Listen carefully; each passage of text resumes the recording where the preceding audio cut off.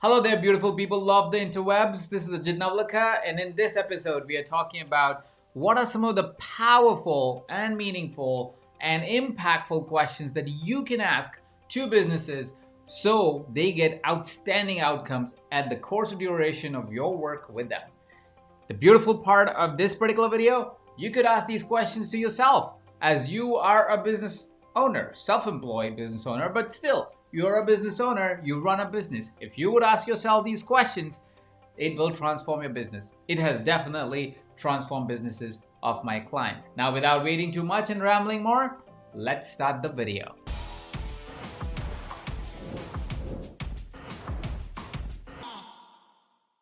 All right, so one of the things that is very popular right now is small and mid-sized companies are increasingly looking for people who can help them navigate the change that is happening in the world. We all know we have a pandemic at our heads right now. As I'm recording this video, we're all locked into locations like the one I'm locked into, and we are trying to save our companies from going extinct or really finding the opportunity and wanting to scale it even more.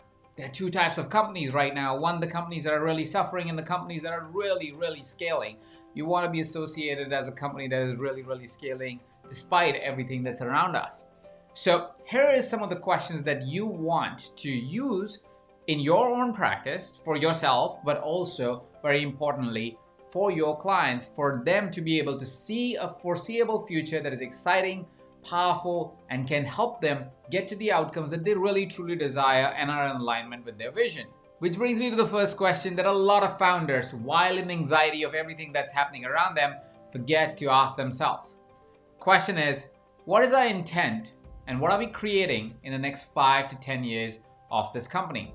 We're not talking about the intent of the company for a lifetime. We're just talking about what's the vision for the next 5 to 10 years of the company. You see, what happens in a situation like the current one that we are in is often because of everything that's happening around us, we tend to get scared, we tend to get concerned. We look at a colleague or look at a related company and wonder, if they didn't have a good fate, will I have a good fate? If we look at the news, of course, we are scared shitless because suddenly everybody is telling you how nothing's really working out and most of the small and medium-sized companies are going down the shitter, which is not necessarily true. Bad news is good news for media, which is why they want to constantly feed you disappointing, bad information so you can constantly watch what they are saying. But now that you're watching this video, you know you're not gonna fall for it. Now, the question that you really want to ask the companies that you're working with is, where are we going in the next 5 to 10 years? And the reason is to not have them fall for the trap that is immediately happening around them, which tells them the world is coming to an end. Instead of that, to create a more positive and forthcoming future. If your companies that you're working with or yourself as an individual are looking at the future, you tend to ignore what's happening right now because you're not creating for right now, you're creating for the future. So when you are not thinking about the current situation and getting anxiety from it, and when you're thinking about the future and you're looking at what may happen in the coming times, what happens is, because of your shift in focus, your current reality also tends to shift. You start to not look at the problems that the world may have right now, but you may look at more opportunities that the world may have right now. You may look at more of what can be done instead of what can't be done or what is restrictive right now. This allows you to create positive action because you have a greater vision, a grander vision for the next 5 to 10 years of your company. It is easier for you to take positive action because you know you're working for the future, and that is why it's important for you as a coach to go in to a company and invite them to a future-focused dialogue. So a simple question to have them lean into the future instead of feeling the constraint of the present is to ask them, where are we going in the next 5 to 10 years? What's our intent? Where is it that we see ourselves in the next 5 to 10 years? This will change the dialogue fundamentally. This will also help them reflect, help them sit back and really wonder, where is it that they really want to go? The current reality has presented us with a great way to reflect on the present and see what's important in life. It's beautiful because it also helps us create what we want to create in the future a lot more powerfully. The second question that is outstandingly powerful is, what do we believe? You see, a lot of companies may have financial goals that are set out in the future. They might have product goals or client goals in the future, but what they have never really inquired about themselves is what is it that they truly believe in. Knowing what you believe in is incredible force that we can find within ourselves, because that gives us so much power to take daily action. When you ask a company what do they believe in, that forces them to reflect on their values, their belief systems. And as a company, when you know your values and your belief systems, it really helps the company align their team together. Once we knew that our foundational beliefs was love, service, and freedom, it helped my team members and our different companies to really be able to know that my decisions and our decisions as a company will always be aligned in one of those three values. And they could ask themselves and put a filter, so to say, to be able to know what would be my decision.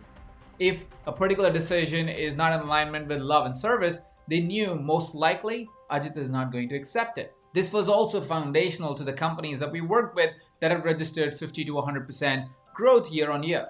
Most of the companies that have identified such great growth were the companies that were interested in asking themselves the more difficult questions, like what do we believe in? What are our values? It creates so much drive within the team and the culture of the company. It creates so much clarity within the team and culture of the company that the momentum of growth exponentially increases. Despite the times that are happening around us, even in the past few months, while economies seem to be struggling and a lot of small and medium-sized companies seem to be struggling, most of our companies have at least registered a 30% growth. A lot of them registering as much as 100% growth on their income, revenue, and profit. And this is not coincidental. Getting clear about your beliefs and values and knowing where you're going in the next 5 to 10 years is very helpful for the momentum of the company. That brings me to the third question, and it's a vital question to ask any founder.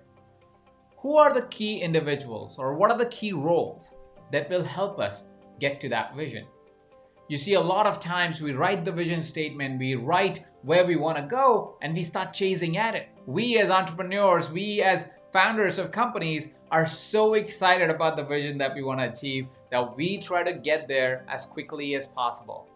What we forget is to go as far as where we want to go in our vision. As great as we want to go in our vision, we're going to need a list of supporters, a set of individuals who are crazy excited about that vision as well. Which is why it's important for us to ask the question of what are the roles that would be vital to get to that vision, or who are the people that are vital to get to that vision. What we have found is the roles are not as important as the kind of people that you want on the team. And that has happened especially in the last few years of growth of companies. You see, the world has changed, and what you need is more adaptable, more passionate individuals to join forces. The kind of skills that you require are ever changing because of the technology changes, because of how the world is changing. And because of that, even if somebody was an expert in a particular role, may not be expert just a few months later.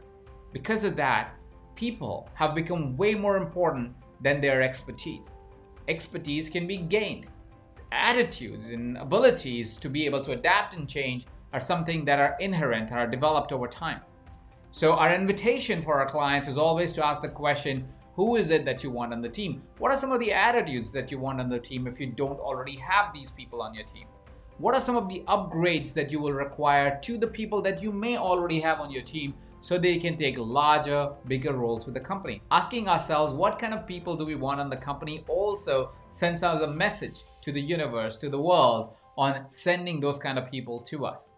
It is not a coincidence that one of the founders that we were working with, once we identified what kind of people we wanted on the company and what could be the tentative roles they could play, suddenly this entrepreneur who was otherwise finding it hard to recruit people and thought he could not achieve 100% growth year on year, suddenly had all these applicants coming into their ecosystem and asking them to get a job with the company.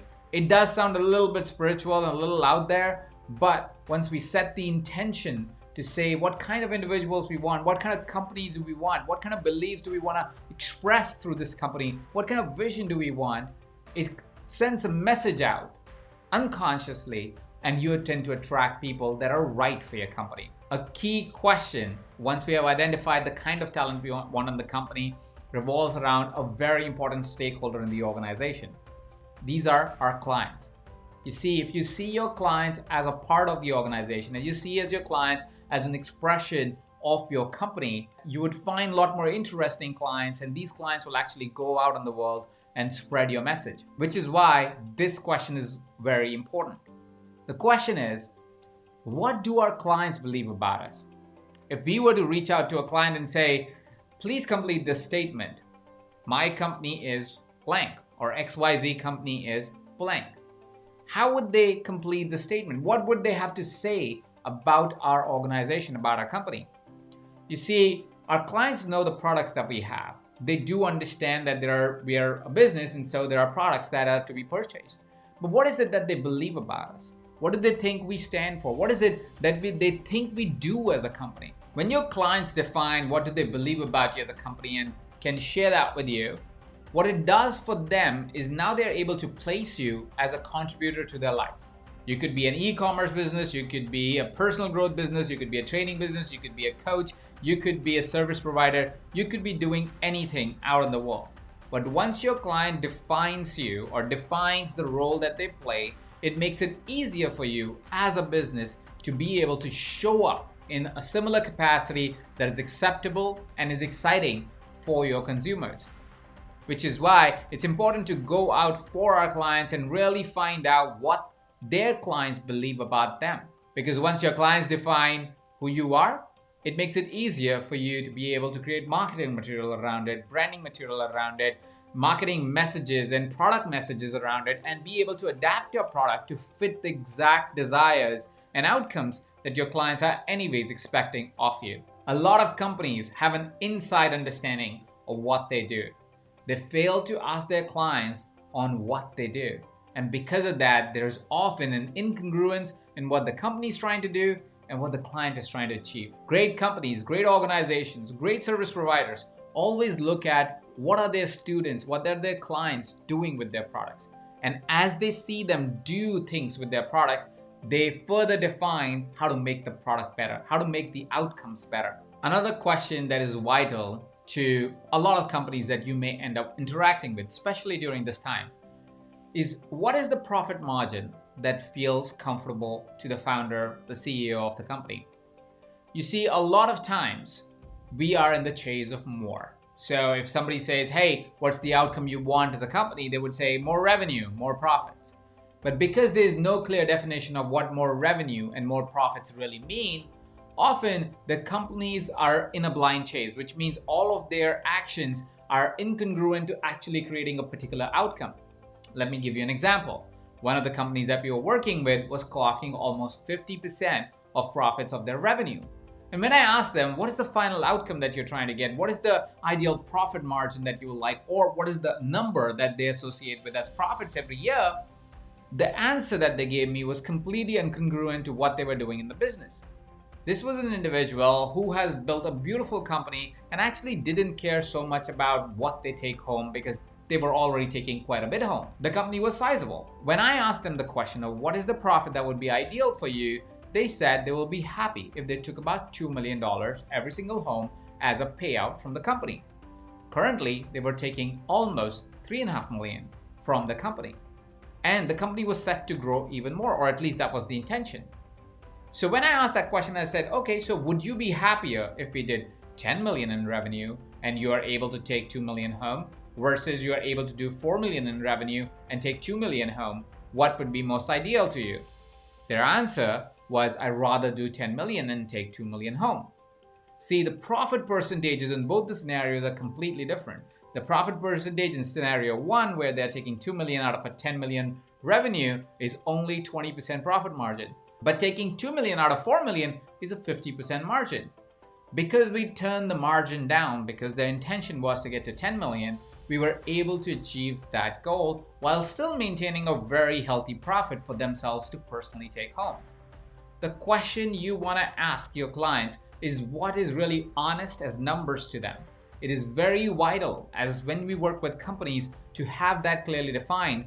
A lot of companies don't define that, and because they don't define that, they're always chasing more. And when they're chasing more, they get undirected and they start putting in money into efforts and areas that are not clear, and they also start taking on activities that are maybe not as important. Once your client is clearly defined, if they're revenue focused and profit focused and what those numbers really mean, it becomes easier for us as coaches to help them devise a strategy, devise a plan that will get to those outcomes. Now, this is just a very, very small segment of what you can do to get great outcomes for businesses that you work with. On an average, the companies that we work with registers at least a 30% growth year on year. Now, very often people think we're able to create such extraordinary outcomes because we have something special about us. It's not true. Getting companies to get outcomes and results as planned is a very much a coach consultant philosophy. This is the philosophy that I use when I am working with clients. My invitation to you is to see if that strategy could work for you. If you're curious about learning on what a coach consultant is and how you could be one, check out the links below this video. They have further information about what it means and how you could be somebody who could be looking at that as a career and why it is so profitable as a business opportunity and a service opportunity that you may want to explore as a coach. Based on this video, tell me some of the powerful questions that you may have utilized with the companies that you work with, or you may have wanted to work with, and some of the questions that come to you as you are watching this video. Which are the questions that you like? If there was a particular one that stood out for you as an entrepreneur yourself. If you like this video, go hit that like button. If you think there is an entrepreneur that should watch this video and ponder on these questions that I discussed, go ahead and share this video with that person. If you haven't yet subscribed, I invite you to hit that red subscribe button so I can notify you of new powerful videos that we produce every single week that you can use in your coaching practice to become a better coach and also create an affluent career out of being a coach. Thank you so much for watching. This is Ajit Navlakha, and I'll see you next week.